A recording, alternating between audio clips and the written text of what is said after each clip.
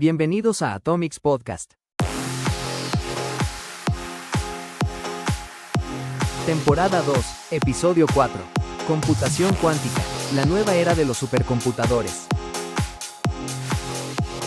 ¿Qué harías si te dijera que ya existe una computadora que resolvió en 5 minutos un problema que le hubiese tomado a la computadora más rápida del mundo 10 septillones de años en resolver? Esto no es ciencia ficción, no es Terminator y no es ChatGPT. Es algo completamente diferente y ya existe. Bienvenidos a Atomics Podcast. Hola a todos y todas y bienvenidos a Atomics Podcast, el podcast donde la curiosidad se conecta con la ciencia. Soy tu host y el día de hoy vamos a hablar de algo que literalmente está cambiando la definición de lo que significa pensar. Computación cuántica, inteligencia artificial, supercomputadores del tamaño de un edificio, pero con el poder de millones de galaxias de neuronas artificiales.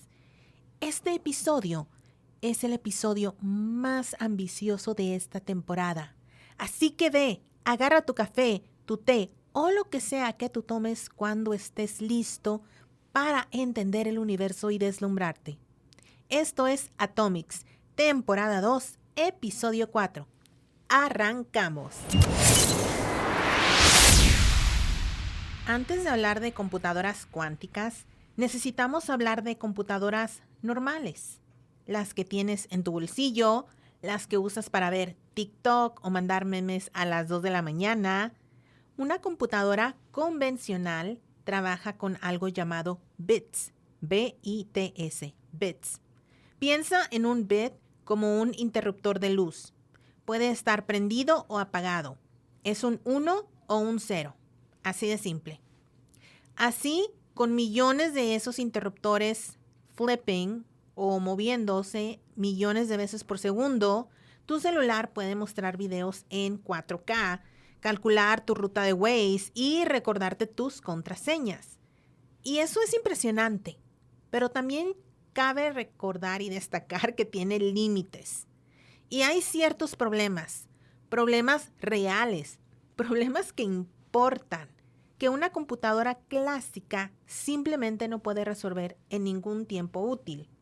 Y no porque sea lenta, sino porque la naturaleza misma del problema puede llegar a ser demasiado grande. Imagina que tienes un mapa con 1 millón de ciudades y necesitas encontrar la ruta más eficiente entre todas ellas. Una computadora clásica tendría que probar cada combinación posible. El número de combinaciones crece tan rápido que antes de que termine de calcular, pues ya el sol ya murió y ya no existe el sistema solar, básicamente. Y realmente no es exageración, es matemática. Y aquí es donde entra la computación cuántica. Para poder entender un qubit, que es la unidad básica de una computadora cuántica, necesitamos ir a un lugar extraño, el mundo de la mecánica cuántica. La mecánica cuántica es la física de lo muy, muy, muy, muy pequeño. Átomos, electrones, fotones. Y en ese mundo, las reglas son completamente diferentes a las del mundo que conocemos. Una partícula cuántica puede estar en 2 estados al mismo tiempo, no metafóricamente, literalmente. Un electrón, por ejemplo, puede estar arriba y abajo al mismo tiempo, lo que los físicos llaman superposición. Pensémoslo por un momento. Un bit normal es como una moneda que ya cayó. Puede ser cara o sello, ¿no? Y ya está decidido. Es algo binario. Un qubit es esa misma moneda mientras todavía está en el aire. Y mientras todavía está en el aire es cara y sello simultáneamente. Y solo cuando la mides, cuando la observas, es que decide ser cara o sello. Qué loco eso, ¿no? Y aquí viene la parte que hace que me vuele la cabeza y le vuele la cabeza a todos los físicos y hasta nos duela, porque esto es algo que pasó desde hace 100 años.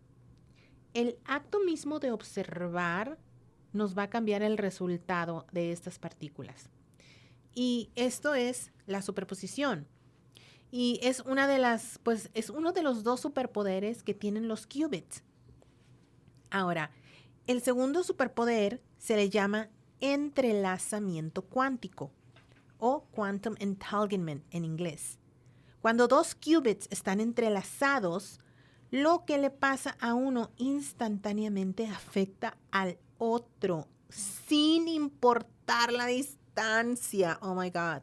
Einstein le llamó a esto acción fantasmal a distancia o spooky action at a distance. Y le molestaba tanto que pasó años intentando probar que era imposible. Spoiler, tenía razón en su incomodidad, pero estaba equivocado en su conclusión. El entrelazamiento es real y ya lo hemos medido miles de veces.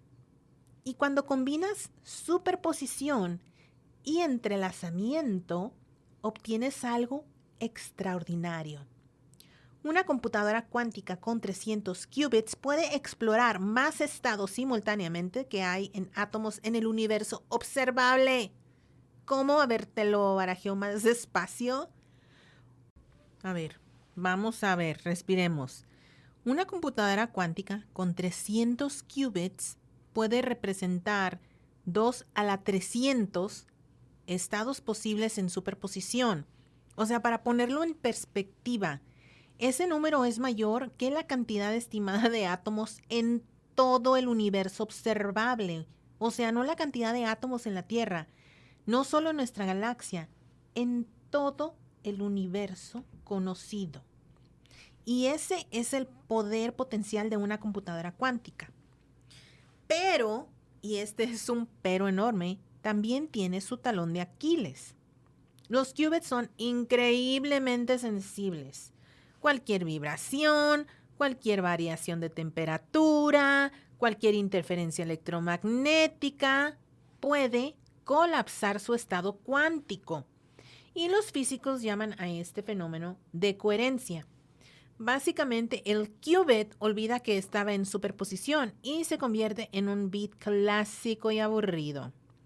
Y para evitar esta decoherencia, la mayoría de las supercomputadoras cuánticas actuales tienen que operar a temperaturas más frías que el espacio exterior. Hablamos de unos 0.015 grados sobre el cero absoluto, que es menos 273.15 grados Celsius. ¡Brr, qué frío! El espacio profundo está a unos menos 270 grados. O sea, vas a preferir estar en el espacio profundo que en donde están estas computadoras cuánticas. Estas máquinas pues son extremadamente frías. Y bueno, también cometen errores, muchos errores. Los qubits de hoy tienen tasas de error de entre el 0.1 y el 1% por operación. Y esto dices, bueno, pues no es nada, suena pequeño. Pero cuando haces millones de operaciones en cadena, los errores se acumulan como deudas. Y por eso, la corrección de errores cuánticos, llamada Quantum Error Correction, es la carrera más importante en este campo ahora mismo. Y fue exactamente ahí donde algo extraordinario ocurrió en diciembre de 2024. Bueno, ¿qué ocurrió en diciembre de 2024? En ese año Google anunció su nuevo chip cuántico, Willow, 105 qubits de superconductores. Y lo que hizo Willow no tiene precedente en la historia de la computación. Realizó una tarea de benchmark computacional llamada Random Circuit Sampling y la realizó en menos de 5 minutos. Esa misma tarea le tomaría a El Capitán, que es el supercomputador más poderoso del mundo en 2025, aproximadamente 10 septillones de años. Para que tengas referencia, el universo tiene 13.800 millones de años. 10 septillones es el número 10 seguido de 25 ceros. Es un número que ni siquiera tiene un nombre popular, te lo digo. Pero lo que impresionó más a los científicos no fue esa velocidad absurda, fue algo diferente. Porque por primera vez en la historia, Willow demostró que añadir más qubits reducía la tasa de errores en lugar de aumentarla. Esto era el sueño que los físicos tenían desde los años 90. Por décadas, el problema había sido que al escalar, al agregar más bits, los errores también escalaban, ¿no? Lógico. Era como apagar un incendio con gasolina, básicamente. Pero con Willow, Google probó que el error puede ser suprimido exponencialmente al crecer el sistema. Pero, ¿qué es exactamente lo que necesitas para construir computadoras cuánticas útiles a gran escala? Y bueno, en octubre de 2025, Google fue aún más lejos. Su equipo publicó en Nature que Willow ejecutó exitosamente el algoritmo Quantum Echoes, el primer algoritmo cuántico verificable que demostró ventaja cuántica real, corriendo 13,000 veces más rápido que el mejor algoritmo clásico en uno de los supercomputadores más veloces del planeta. Y esto ya no es un benchmark artificial, es una aplicación real y es solo el comienzo. Y bueno, mientras Google perseguía la velocidad, Microsoft persiguió algo diferente, la estabilidad. Y en febrero de 2025, Microsoft anunció Majorana 1, el primer procesador cuántico del mundo basado en una arquitectura llamada Topological Core. Y para entender por qué esto es revolucionario, necesitamos hablar de una partícula que los físicos teóricos predijeron hace casi 80 años, pero nunca habían podido crear. Y bueno, se llama Majorana, nombrada por el físico italiano Ettore Majorana, quien desapareció misteriosamente en 1938 y cuyo trabajo sobre partículas, que son su propia antipartícula, quedó como una de las ideas más extrañas y bellas de la física teórica. La idea de que Microsoft es esta, en lugar de almacenar información cuántica en un solo punto físico, donde es vulnerable al ruido, pues es mejor almacenarlas en las propiedades topológicas de un sistema. Es básicamente como escribir un mensaje no en una hoja de papel que se puede quemar, sino en el modo en el que un nudo está atado. Y para borrar ese nudo, pues no basta con una pequeña perturbación, sino que tienes que desatarlo completamente. Y bueno, esta arquitectura de qubits topológicos podría ser inherentemente más resistente a errores. Y Microsoft diseñó un material completamente nuevo llamado topoconductor, que es una combinación de arsenuro de indio, que es un tipo de material, y mezclado con aluminio, que cuando se enfrían a temperaturas cercanas al cero absoluto y se someten a campos magnéticos precisos, pues crean las mejoranas necesarias. Y el chip Majorana 1 puede alojar 8 qubits topológicos hoy, pero Microsoft dice que la misma arquitectura en el mismo chip podría eventualmente escalar a 1,000,000 de qubits. Ahora bien, aquí les voy a ser honesto. La comunidad científica aún tiene preguntas. Algunos investigadores independientes señalan que la evidencia publicada todavía no prueba definitivamente la existencia de los Majorana Zero Modes que Microsoft necesita. Es simplemente una frontera científica activa, no un producto terminado. Pero si funciona esto, y esperemos si funciona como Microsoft promete, puede ser el transistor de la era cuántica, y eso lo cambiaría todo. Bien, ya sabemos que es un qubit, ya vimos lo que Google y Microsoft están construyendo, pero hay una pregunta que probablemente estás haciéndote.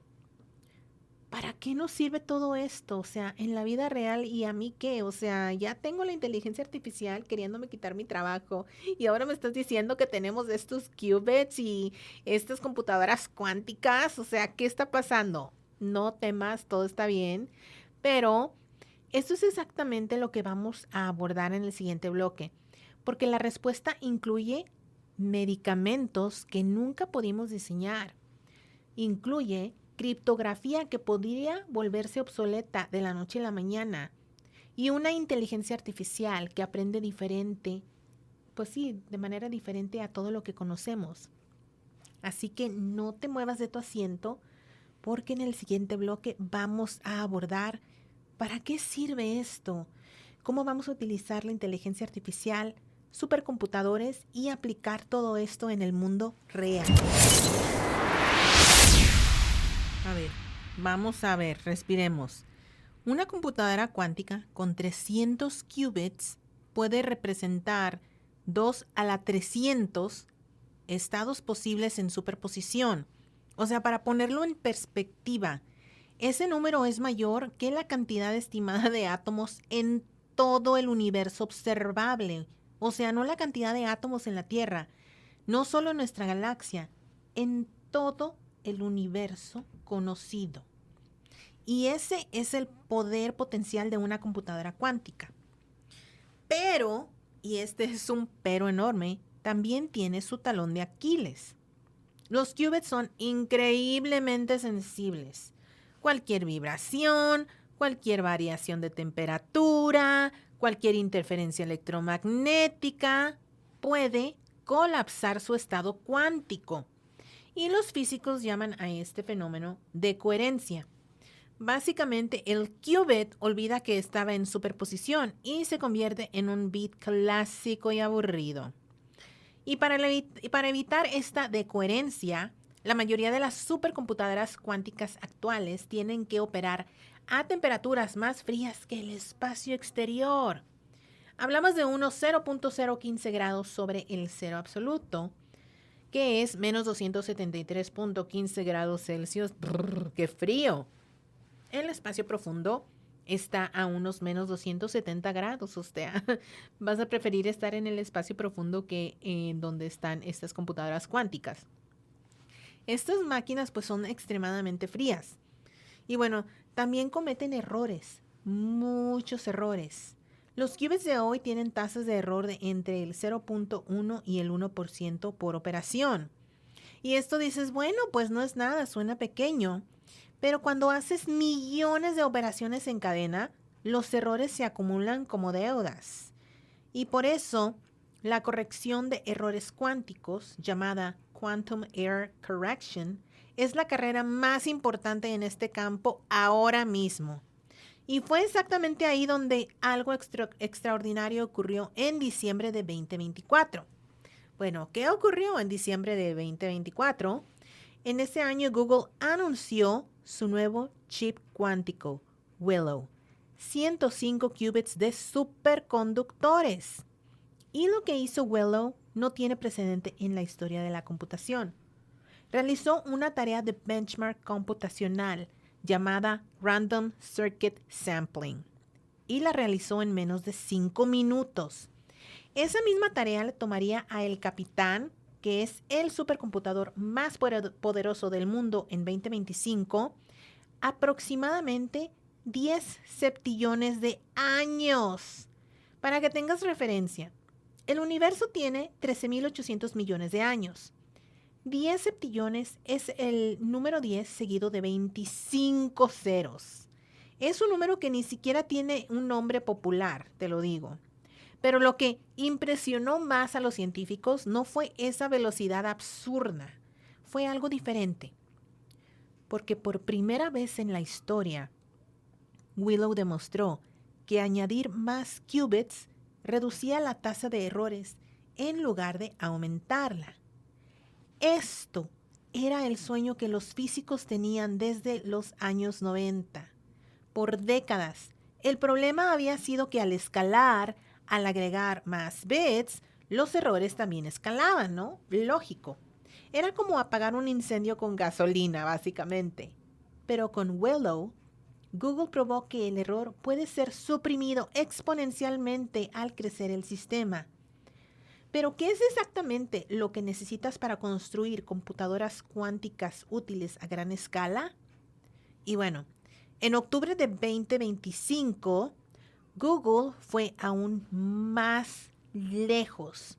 Su equipo publicó en Nature que Willow ejecutó exitosamente el algoritmo Quantum Echoes, el primer algoritmo cuántico verificable que demostró ventaja cuántica real, corriendo 13,000 veces más rápido que el mejor algoritmo clásico en uno de los supercomputadores más veloces del planeta. Y esto ya no es un benchmark artificial, es una aplicación real y es solo el comienzo. Y bueno, mientras Google perseguía la velocidad, Microsoft persiguió algo diferente, la estabilidad. Y en febrero de 2025, Microsoft anunció Majorana 1, el primer procesador cuántico del mundo basado en una arquitectura llamada Topological Core. Y para entender por qué esto es revolucionario, necesitamos hablar de una partícula que los físicos teóricos predijeron hace casi 80 años, pero nunca habían podido crear. Y bueno, se llama Majorana, nombrada por el físico italiano Ettore Majorana, quien desapareció misteriosamente en 1938 y cuyo trabajo sobre partículas, que son su propia antipartícula, quedó como una de las ideas más extrañas y bellas de la física teórica.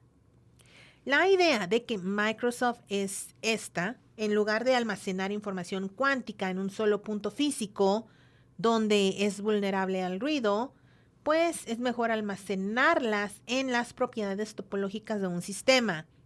Es básicamente como escribir un mensaje no en una hoja de papel que se puede quemar, sino en el modo en el que un nudo está atado.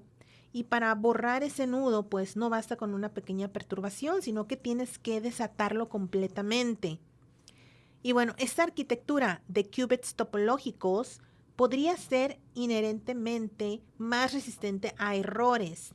Y Microsoft diseñó un material completamente nuevo llamado topoconductor, que es una combinación de arsenuro de indio, que es un tipo de material, y mezclado con aluminio, que cuando se enfrían a temperaturas cercanas al cero absoluto y se someten a campos magnéticos precisos, pues crean las mejoranas necesarias. Y el chip Majorana 1 puede alojar 8 qubits topológicos hoy, pero Microsoft dice que la misma arquitectura en el mismo chip podría eventualmente escalar a 1,000,000 de qubits. Ahora bien, aquí les voy a ser honesto. La comunidad científica aún tiene preguntas. Algunos investigadores independientes señalan que la evidencia publicada todavía no prueba definitivamente la existencia de los Majorana Zero Modes que Microsoft necesita. Es simplemente una frontera científica activa, no un producto terminado. Pero si funciona esto, y esperemos si funciona como Microsoft promete, puede ser el transistor de la era cuántica, y eso lo cambiaría todo. Bien, ya sabemos que es un qubit, ya vimos lo que Google y Microsoft están construyendo, pero hay una pregunta que probablemente estás haciéndote. ¿Para qué nos sirve todo esto? O sea, en la vida real, ¿y a mí qué? O sea, ya tengo la inteligencia artificial queriéndome quitar mi trabajo y ahora me estás diciendo que tenemos estos qubits y estas computadoras cuánticas. O sea, ¿qué está pasando? No temas, todo está bien, pero esto es exactamente lo que vamos a abordar en el siguiente bloque, porque la respuesta incluye medicamentos que nunca pudimos diseñar. Incluye criptografía que podría volverse obsoleta de la noche a la mañana y una inteligencia artificial que aprende diferente, pues sí, de manera diferente a todo lo que conocemos. Así que no te muevas de tu asiento porque en el siguiente bloque vamos a abordar para qué sirve esto, cómo vamos a utilizar la inteligencia artificial, supercomputadores y aplicar todo esto en el mundo real. Vamos a salir del laboratorio por un momento y hablar de lo que me parece más fascinante de este campo, las consecuencias. Porque la computación cuántica no es un juego académico, es una herramienta que, si se desarrolla correctamente, pudiese resolver algunos de los problemas más urgentes que enfrenta la humanidad. Una de las aplicaciones más prometedoras es el diseño de medicamentos.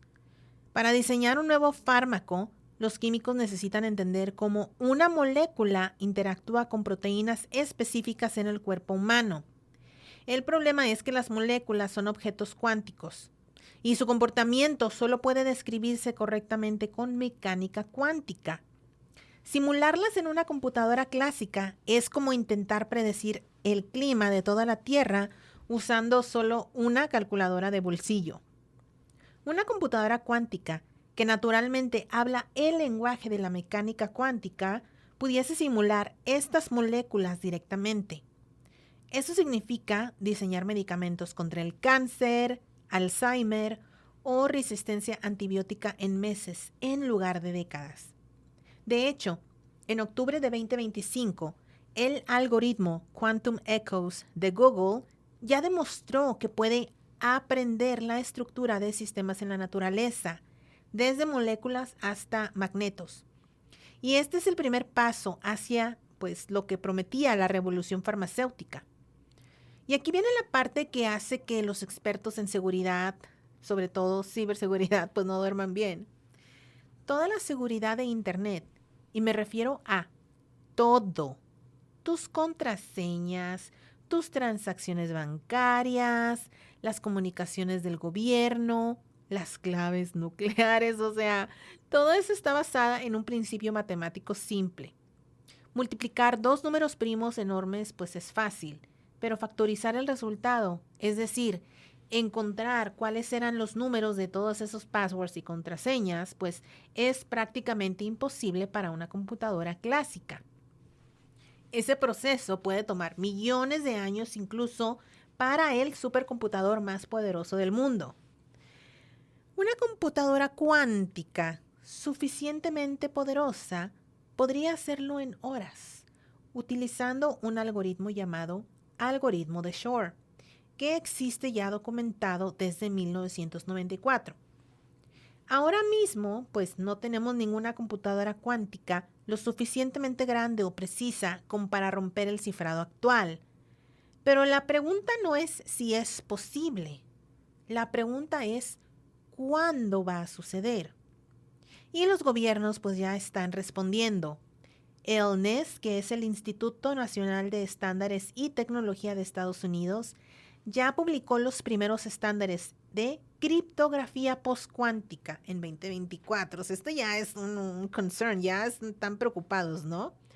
Y la carrera para reemplazar los sistemas de seguridad actuales antes de que la computación cuántica los haga obsoletos ya está en marcha.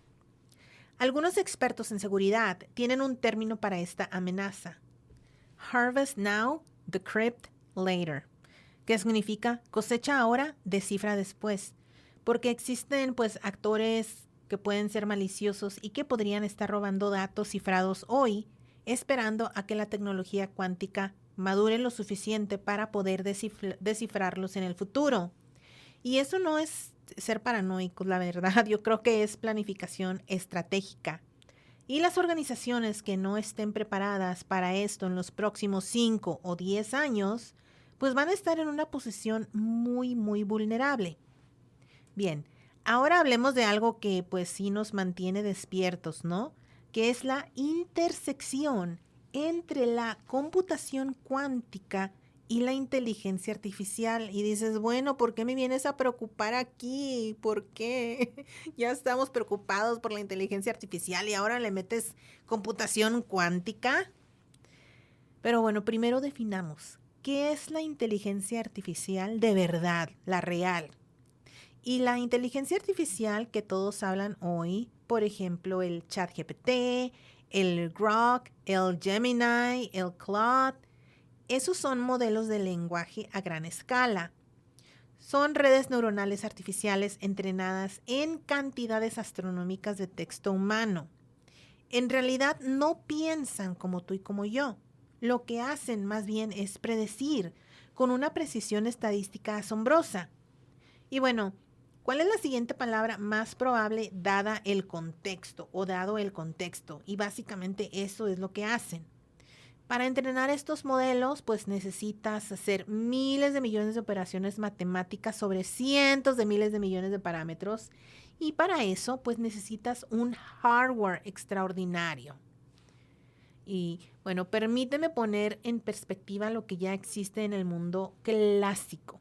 Porque incluso antes de la computadora cuántica, lo que hemos construido es realmente asombroso. El Capitán, hablemos del Capitán, está ubicado en Lawrence Livermore National Laboratory en California y es el supercomputador más rápido del mundo según el Top 500 de noviembre 2025, ya que alcanza 1.809 exaflops, es decir, 1.809 millones de billones de operaciones con coma flotante por segundo, ¿no? O sea, son muchísimas operaciones. Y bueno, vamos a comparar.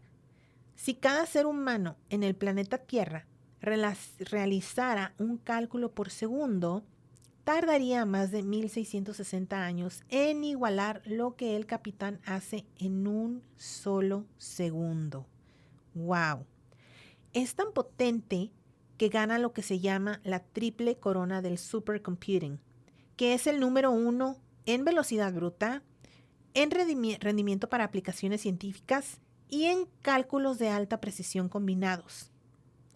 Pero tenemos a otro, Frontier, también en Tennessee, y fue el primer supercomputador del mundo en cruzar la barrera del exaflop, 1,000 millones de operaciones por segundo, en 2022, y todavía está en el número 2 del mundo. Y luego está Aurora, en el Argonne National Laboratory de Illinois, diseñado específicamente para inteligencia artificial y deep learning. Pero ¿sabes qué es lo que me parece más poético de todo esto?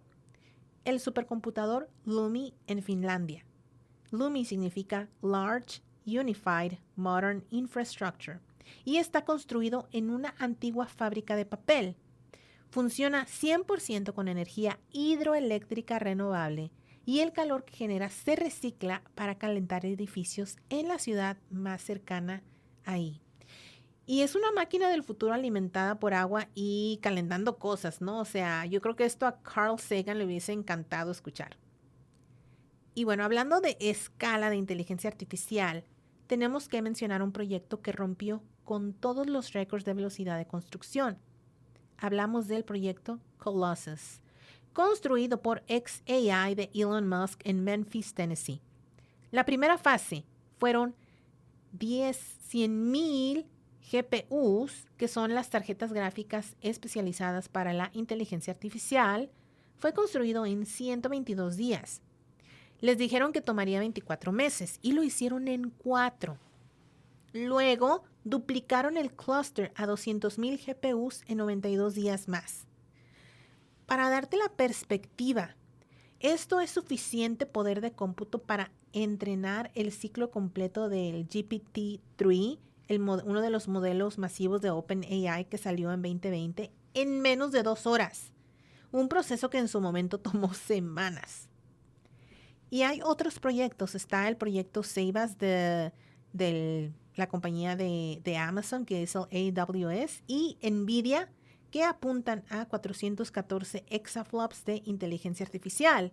En realidad sería como 375 veces más poderoso que el Frontier, usando las últimas tarjetas Blackwell GB200. Y bueno, estamos en una era de construcción de infraestructura de inteligencia artificial que no tiene precedente histórico. La pregunta es, ¿qué vamos a hacer con toda esa capacidad? ¿Qué pretendemos hacer con toda esa capacidad?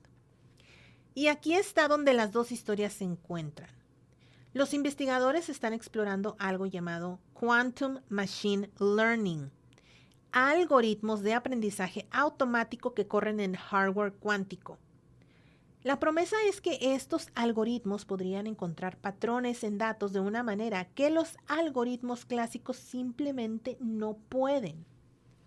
El chip Willow de Google ya demostró capacidad para aprender la estructura de sistemas en la naturaleza, una habilidad que tiene aplicaciones directas en el aprendizaje automático cuántico. IBM tiene en su hoja de ruta llegar a tener ventaja cuántica práctica para finales de 2026. Y guess what? Ya estamos en 2026. Es decir, encontrar un problema del mundo real donde una computadora cuántica pueda hacer un trabajo mejor que una computadora clásica. Pues esto ya no es un benchmark, es un problema que importa, ¿no? Y si esto llega a suceder, y hay buenos argumentos que nos apuntan a que sí pudiese, pues estaríamos en el umbral de algo que los historiadores de la tecnología llamarían punto de inflexión. Pero bueno, espera. Todo esto suena bien, ¿no? Creo que suena bien porque, bueno, tendríamos estos medicamentos milagrosos, una inteligencia artificial superpoderosa, seguridad impenetrable, o sea, ¿qué pudiera salir mal, no? Y bueno, en el próximo bloque vamos a seguir hablando de los retos reales, lo que los ingenieros y físicos están enfrentando ahora mismo y de algunas de estas preguntas filosóficas que honestamente no tienen respuesta todavía.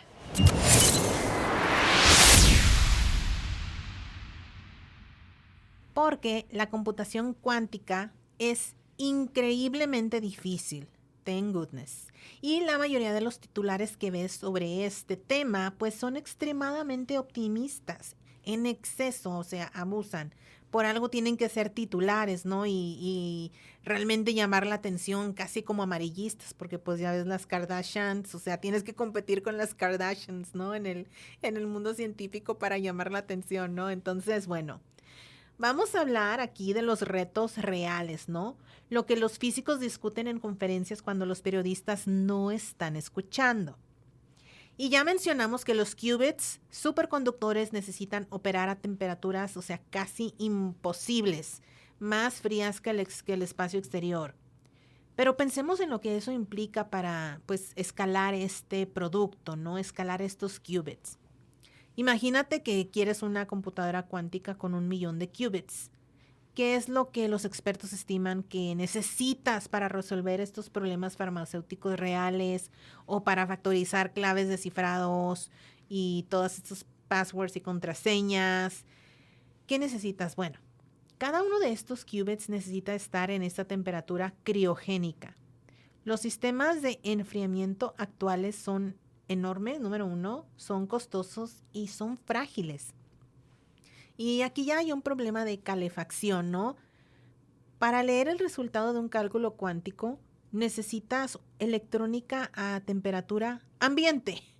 O sea, entonces esa electrónica genera calor. Y ese calor acerca a los qubits a otra temperatura, una temperatura más caliente. Y en ese momento, cuando los acercas a esa temperatura más caliente, pues ¿qué pasa, no? Los qubits colapsan. Y realmente es un círculo vicioso que los ingenieros están atacando desde múltiples ángulos, ¿no?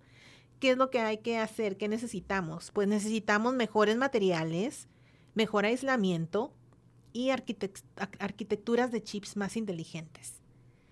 Y bueno, los físicos tienen un nombre para lo que pues estamos viviendo en este momento, que es la era NISQ, Noisy Intermediate Scale Quantum, que en español sería algo como la era de las computadoras cuánticas ruidosas de escala intermedia, o sea, qué dolor de cabeza. Bueno, lo que es ruidoso para ellos significa que los qubits cometen errores. Cuando hablamos de intermedia, significa que tenemos entre decenas y unos pocos miles de qubits, que es más que suficiente para poder demostrar, pues, conceptos, pero sería insuficiente para la mayoría de las aplicaciones prácticas que nosotros queremos realizar, ¿no? De esas que nos emocionan.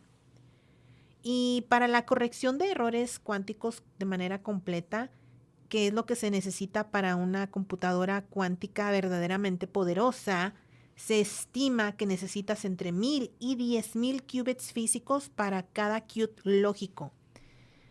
El qubit perfecto que hace los cálculos sin error, ¿no? Eso es lo que necesitaríamos. Imagínate, el qubit lógico es ese qubit perfecto. Entonces, 10,000 qubits, pues es mucho. Pero si necesitas 1000 qubits lógicos para una aplicación, eso podría ser 100 millones de qubits físicos. O sea, si te fijas, o sea, necesitarías muchísimo. O sea, para un qubit lógico ocupas 1000 y todo se va agregando, se va sumando. Entonces estamos ahorita en los cientos de qubits en este momento y eso sería un salto enorme. O sea, tenemos cientos de qubits y saltar a 1000 o saltar a 10,000, pues ya es un salto muy grande porque pues hay que escalar, ¿no? Todo lo que conlleva. Y bueno, la tasa de progreso que hemos visto pues ha sido asombrosa. Y en 2025 se han publicado más de 120 papeles ya revisados de investigación sobre corrección de errores cuánticos. Y en 2024 pues habían sido 36, entonces en 2025 pues se dio un salto increíble. Y ese crecimiento de más de 3 veces en un año es una señal positiva de que el campo está acelerándose, ¿verdad? No vemos estancamiento del campo. Pero sí hay una pregunta que me parece crucial y que raramente se discute fuera del circuito o de este círculo de política tecnológica, ¿no? ¿Quién va a tener acceso a estas máquinas? Me parece un punto importante, porque hoy las computadoras cuánticas más avanzadas, las de IBM, Google, Microsoft, son accesibles principalmente a través de la nube, para grandes corporaciones y universidades de investigación y empresas como JP Morgan, Chase, Amgen o BMW, pues ya son usuarios también de estas aplicaciones.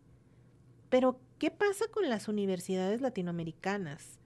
Con los investigadores en Brasil, en México, Argentina, Colombia. O sea, ¿tendrán acceso a estas herramientas o será otra tecnología transformadora que incremente la brecha de conocimiento entre el norte global y el sur global? Preguntas, ¿no? O sea, me pregunto yo, o sea, ¿qué va a pasar, no? Preguntas, pues, que merecen pensarse y merecen discutirse, ¿no? Y pues en el momento no hemos escuchado una respuesta, pero me parece una de las preguntas más importantes que nos deberíamos de estar haciendo. Yo creo que esa pregunta es importante en todos los aspectos del área tecnológica. Y bueno, hay un gran elefante en la habitación, the big elephant in the room, que es la energía. ¿De dónde vamos a sacar la energía para todo esto? Bueno, el Capitán, que es el supercomputador más rápido del mundo, consume aproximadamente, no puedo decir esta palabra, aproximadamente 29 megawatts de potencia. Para compararlo, eso es suficiente para alimentar o para dar energía a unos 25,000 hogares en Estados Unidos. Y eso es solo una máquina. Una máquina, o sea, hay que entender esto bien. Un supercomputador, el supercomputador más rápido del mundo, la energía que consume es una energía que equivale a 25,000 hogares en Estados Unidos. Si entiendes, ¿no? O sea, este concepto de que tanta energía consume. Bueno, ahora, el proyecto Colossus de xAI, que es la compañía de Elon Musk, con 200,000 GPUs, consume energía a una escala que ha forzado a la ciudad de Memphis a renegociar contratos de energía. O sea, hay que evaluar esta situación. Y en el mundo de la inteligencia artificial, el entrenamiento de un solo modelo de lenguaje puede consumir tanta electricidad como 500 hogares utilizándola en un año. Y bueno, ahora vemos y decimos, ok, la computación cuántica, paradójicamente, podría ser parte de la solución a largo plazo, pudiese, ya que hay algoritmos cuánticos diseñados para optimizar redes eléctricas, predecir el clima con mayor precisión, diseñar mejores baterías, etc. Pero en el corto plazo, la infraestructura que estamos construyendo pues tiene un apetito energético que pues no podemos ignorar. La buena noticia, el supercomputador LUMI en Finlandia demuestra que es posible construir máquinas de clase mundial con energía 100% renovable. El reto es escalar este modelo. Y también el reto es realmente que estas compañías utilicen o tengan la mentalidad de utilizar energía renovable para esto, porque para que tenga ciudades renovando pues contratos energéticos me parece como un tanto preocupante. Y antes de cerrar, quiero hacer algo que me encanta hacer, que son destruir mitos. Vamos a hablar de ciertos mitos que es importante. Y voy a llevar el mito número 1. El mito número 1 nos dice, las computadoras cuánticas son simplemente más rápidas.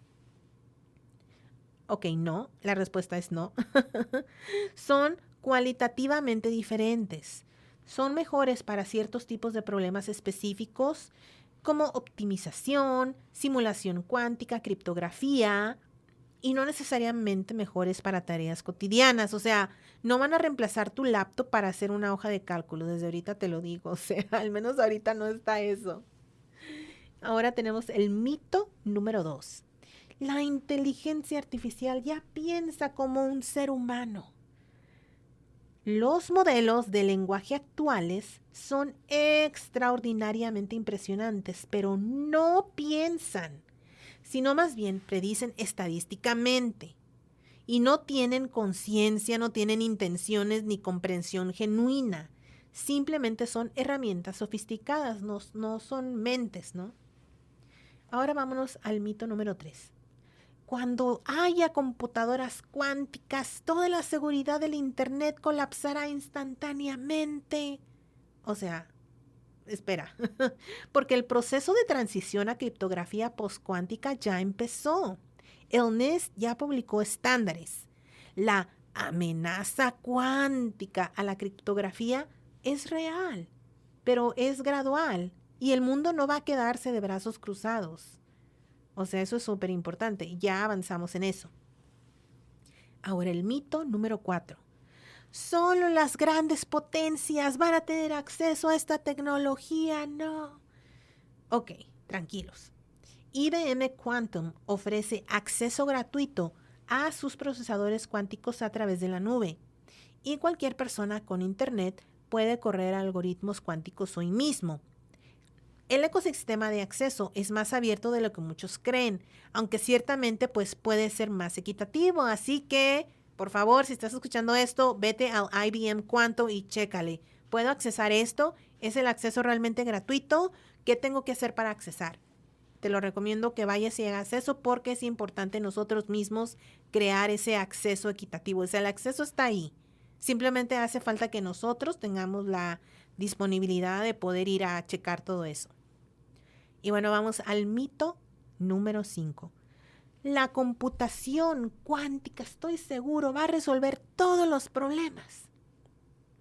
No, al menos no aún, pero hay clases enteras de problemas para los que la computación cuántica nos ofrece ventajas, es cierto, pero no es una varita mágica. Es más bien una herramienta extraordinaria con un conjunto de aplicaciones específicas. Y bueno, aquí ya fueron todos los mitos y nos vamos a una pausa y regresamos.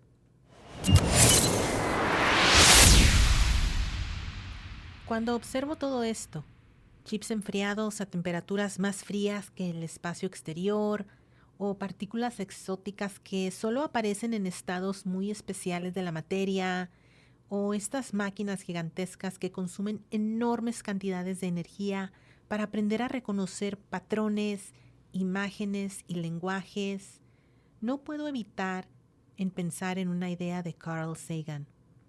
Él decía que somos polvo de estrellas que tomamos conciencia de nosotros mismos, materia del universo que, después de miles de millones de años, llegó a preguntarse de dónde venía. Átomos que aprendieron a contemplar otros átomos. Y tal vez esto es lo más asombroso de todo, que los mismos quarks, electrones y partículas que forman nuestras manos, nuestros ojos y nuestros cerebros, ahora están siendo organizados por nosotros para construir máquinas capaces de calcular, aprender y resolver problemas que antes parecían imposibles. Estamos usando la materia para entender la materia. Un electrón en superposición no es simplemente un 0 o un 1. Es una posibilidad abierta, una especie de cara y sello al mismo tiempo, que hasta que el acto de medirlo lo obliga a definirse, es cuando lo vemos. O dos partículas entrelazadas que pueden compartir una conexión tan profunda que parecen responder como si formaran parte de una misma realidad, incluso separadas por grandes distancias.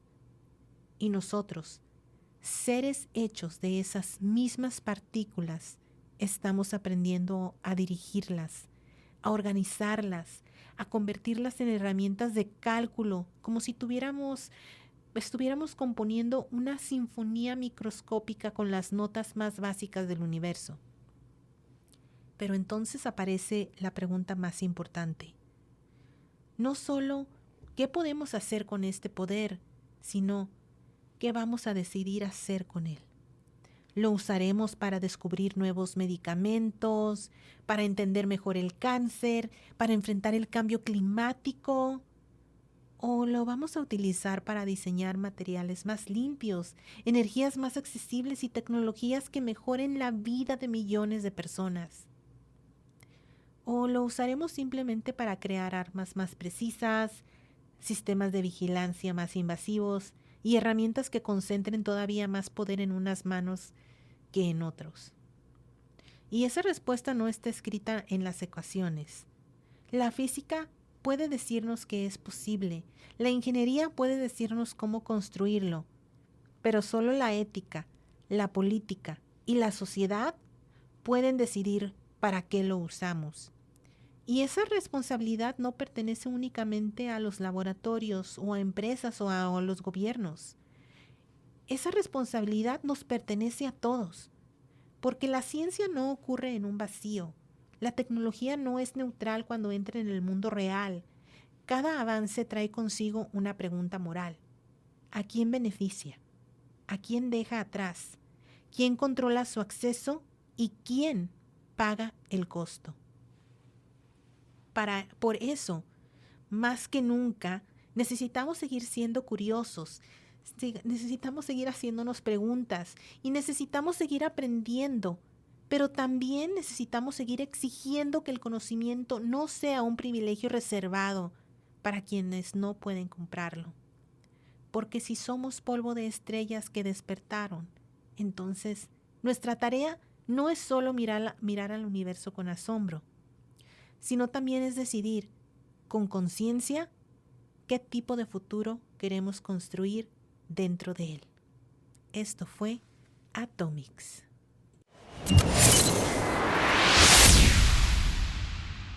Muchas gracias por acompañarnos en este episodio. Y si este episodio te encantó, te gustó o por lo menos te hizo pensar o aprender algo nuevo, hay una manera muy fácil de ayudar a que más gente lo encuentre. Compártelo. Compártelo con tus amigos, con tu grupo de WhatsApp o con ese familiar que siempre te dice que la ciencia es aburrida. Pruébales que están equivocados. También puedes ir a nuestro blog en Substack. Nos encuentras como atomics.substack.com y ahí está la versión larga de este episodio, pero en inglés, con todas las referencias y con muchos más detalles que no caben en un episodio en podcast. Y si quieres apoyar a Atomics directamente, pues te recomiendo suscríbete en Substack. Puedes tener una suscripción gratuita porque cada suscripción nos ayuda a seguir produciendo contenido independiente, riguroso y con mucho amor a la ciencia. Y en el próximo episodio, no te lo quiero adelantar, pero siguen 3 temas importantes que queremos abordar en Atomics, que pueden ser la teoría de cuerdas, gravedad cuántica o la neurociencia del asombro, así que no te lo pierdas. Síguenos en todas nuestras plataformas en las redes sociales. Estamos en YouTube, estamos en TikTok, estamos en Instagram. Así que por favor, síguenos, mándanos tus preguntas, danos like, pon esos corazoncitos ahí en nuestro Instagram. Te lo agradeceremos muchísimo. Y pues esto es todo hasta el día de hoy, porque en los próximos episodios hay problemas pues en muchas áreas, problemas en el área de la astrofísica, en la física de partículas. Entonces hay muchos temas interesantes que vamos a abordar en los próximos episodios. Así que te recomiendo que nos sigas, que te suscribas y que no te pierdas ninguno de los próximos episodios porque vas a aprender muchísimo. Te lo aseguro. Así que cuídense mucho y recuerden que en Atomics la curiosidad se conecta con la ciencia. Bye bye.